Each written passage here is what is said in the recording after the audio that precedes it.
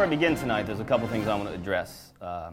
First of all, this podium here, it's a little high, and also it was a bit of shade of yellow, so I was wondering if I could get that swapped out. Oh, excellent. Great help here. Thank you. Are those yellow shoelaces you're wearing? I'm sorry. Would you mind taking those off for me? Thank you. Can I please ask you to remove the baby with jaundice from the first row? Yes. I cannot be around the color yellow. Correct. Ladies and gentlemen, Homeland Security is an important factor in this election.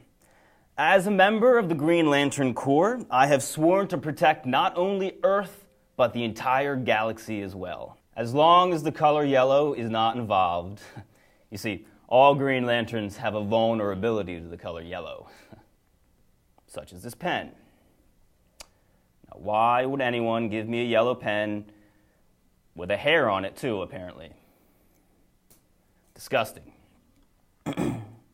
As I was saying, my ring, which I do not currently have on because it is charging next to my new Chevy Volt, it can create constructs that can come to life. For instance, I can create a giant mace where I can crush my enemies, or a giant cannon where I can blow my enemies out of the sky.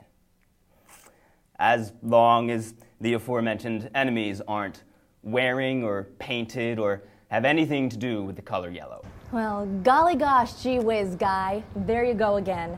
I think I have a pretty good idea of Homeland Security. I live on the moon, and I can see the Earth from my backyard, so I think I know how the Earth needs protecting. Well, if you want to talk about powers, I have my powers as well. My prehensile hair can create a whip-like force that can keep my predators from coming within 8 inches of me. You said that you can animate your hair? That's your power? Seriously? Look at Captain America's hair. Look at my hair.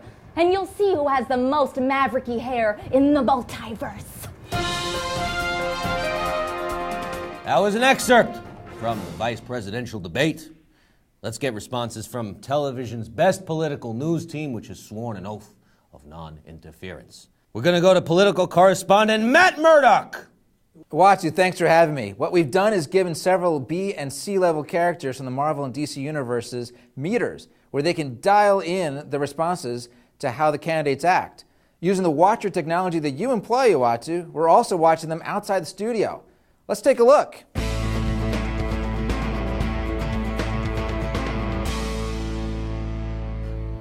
Matt Murdock, what are we watching right now? It looks like Captain America is beating up Werewolf by Night, Uatu, but since it's not nighttime, he's beating up a frail young man.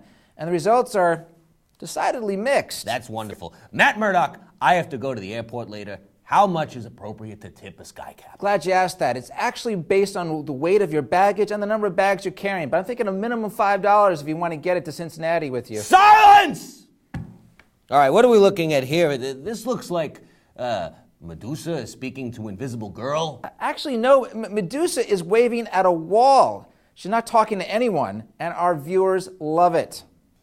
Now this clip here, I simply cannot endorse. This looks like the Green Lantern, a man in yellow. Tell me what's happening. Yes, it is, Uatu. It's sort of a perverse cockblock, you might say, and wow, this is kind of random. A henchman of the Joker is coming out of the men's room. Things are getting really mixed out there. Now, Matt Murdock, have you seen Samantha Who? Terrific show. Christina Applegate, fabulous. Christina Applegate is Samantha Who. She wakes up out of a coma. She doesn't know who she is. Survived cancer. Touching story. I'm always amazed to see technology in action. Matt Murdock, thank you for being here. Samantha Who is the show.